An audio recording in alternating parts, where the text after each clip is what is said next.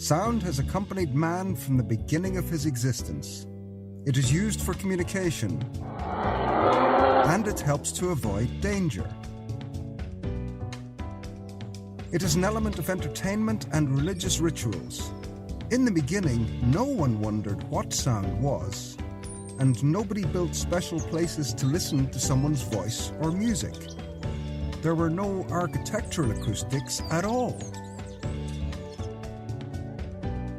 In ancient times, architects didn't really pay attention to the propagation of sound.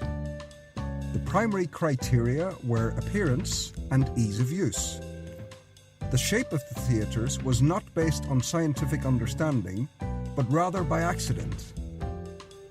Architecture had reached a high level, but still, there were no architectural acoustics at all.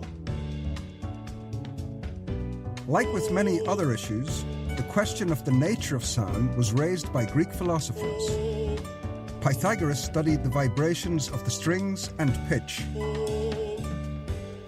Aristotle described sound as a particular movement of air and explored the phenomenon of echo. Yet still, there were no architectural acoustics at all. Several hundred years later, the Roman scholar Vitruvius compared sound to water waves. He explained that sound, like water, is reflected from obstacles, and those reflections make the original sound less clearly audible or defined. Over the following centuries, architecture became more and more sophisticated and complex, but the knowledge of sound was still incomplete. Still, there was no practical connection between acoustics and architecture at all. A significant development of knowledge took place just before and during the Industrial Revolution. Galileo Galilei described sound frequency. Mersenne developed Pythagoras' work on strings and frequency, and was the first who measured the speed of sound. People knew a lot about sound and about architecture, but nothing about architectural acoustics at all.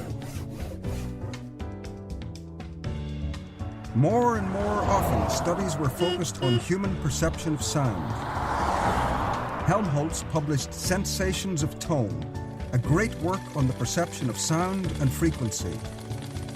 Lord Rayleigh developed the theory of human sound localization. Christian Andreas Doppler stated that wave frequency depends on the source receiver speed, which was confirmed by experiment conducted by Louis Vallot.